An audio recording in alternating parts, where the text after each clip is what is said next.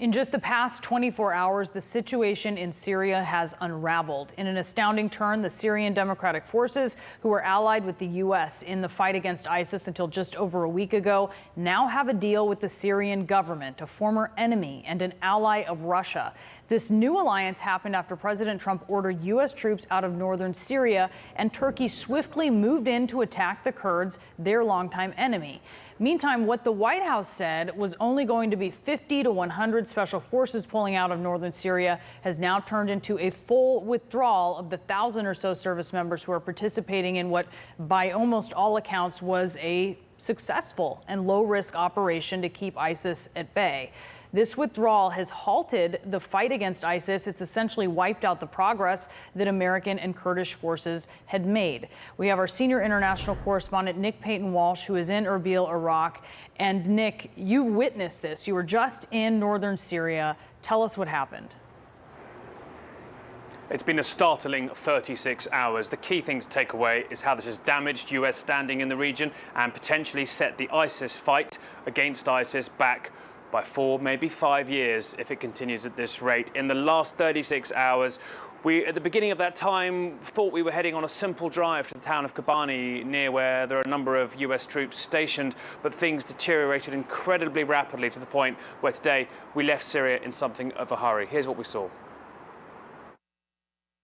Each dawn seems to bring seismic change in Syria now, yet the darkness never seems to end. This is Qamishli, once the Syrian Kurds' de facto capital, but now shuttered, empty, the internet partially off and drifting fast into Syrian regime hands. Every road, a story of people fleeing hatred, old or new, as land changes hands yet again. Pretty much every road we've gone on so far this morning, we've heard either verified information or rumours that the Syrian regime is coming, that they're moving fast into Syrian Kurdish territory, kind of in a land grab after their political deal with the Syrian Kurdish leadership to seize as much territory as they can. This is Tal Tamr, Kurdish, 24 hours ago, and Monday morning swarming with regime forces and residents who remembered what to say to them. I was hiding this picture of Bashar al-Assad, he says, and now I raise it with the return of the Syrian army, down with Turkish President Erdogan. The border was almost calm, yet we're told as we left, we're welcome back any time. But now we should run. It's time certainly to leave. It's possible even this border post behind us, where there's a sense of panic about what comes next, may even be in Syrian regime hands, possibly in the days ahead. 24 hours earlier, we began a simple trip to Kobani, when it all collapsed. Gunfire, horror. The road blocked, though, by Syrian rebels supported by Turkey that a US official has said are mostly former ISIS and Al-Qaeda. An American convoy pulled out Jet. and were quickly buzzed by a jet. And as we pulled back, Turkish military vehicles pulled up to the main highway. Turkey openly admitting it had taken a road most thought was far from their plan. It was a defining moment, isolating American forces here, and the US declared it was leaving. We find ourselves as we have American forces likely caught between two opposing advancing armies, and it's a very untenable situation. Yet those they abandoned continued to bleed. Turkey striking a convoy headed to the besieged border town of Ras Al Ain. Turkey long said it wanted to do this, but nobody guessed it would be this brutal. America long said it would leave Syrians behind one day, but nobody thought it would be so fast. And the regime long said they would retake as much of Syria as they could, but nobody thought the US would make it so easy for them and their Russian backers. 24 hours that changed how the world works, and 24 more hours in which Syrians bleed.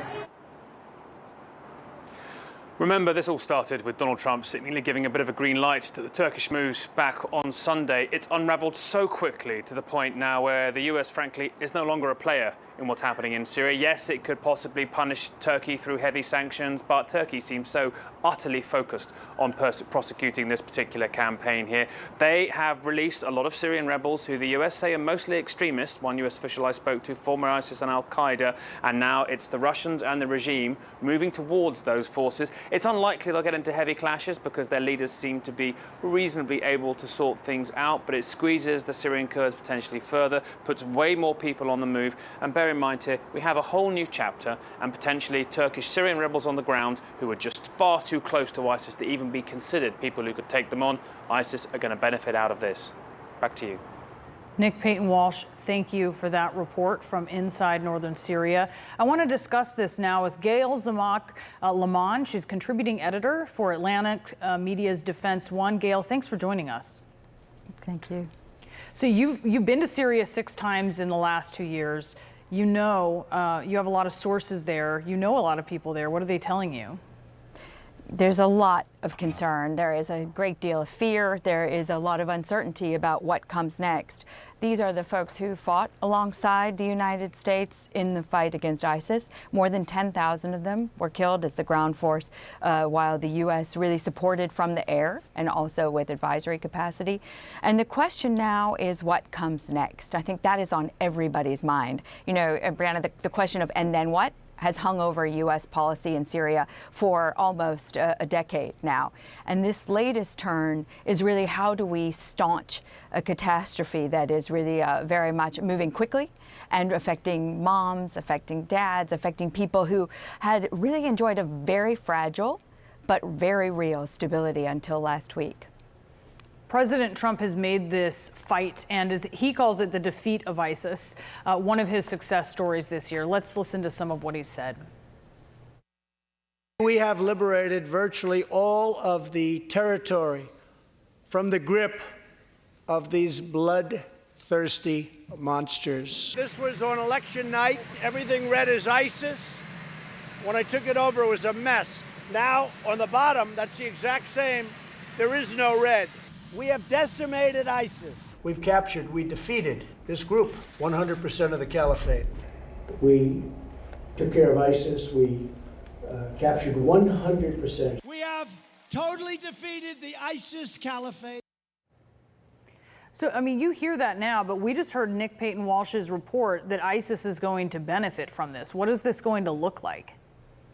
The president was correct. I mean, really, ISIS was at bay. I think there was absolutely no question about that. And the question is now, how do you turn this moment where Turkey has not kept its word on one thing that has been really asserted, right? It has gone well beyond, as Nick said in his report, what was supposed to be a security mechanism that Turkey pulled out of, that the United States had worked very hard to keep its NATO ally in.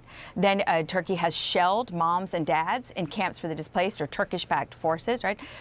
They have also there's video of people taking out of cars and being executed. So the question is, what does the United States do now? Because there was great pressure on the Islamic State. Turkey has actually even shelled a prison in Kamishli where people were guarding as members of ISIS who were being held prisoner there. And I wonder, you know, what are the consequences for that? And what does the U.S. do next to help those who kept the ISIS threat at bay really both stay alive and also figure out how to keep the extremist threat ended, because moms and dads who were on the front lines of this fight really were part of keeping this threat neutralized or at least under control.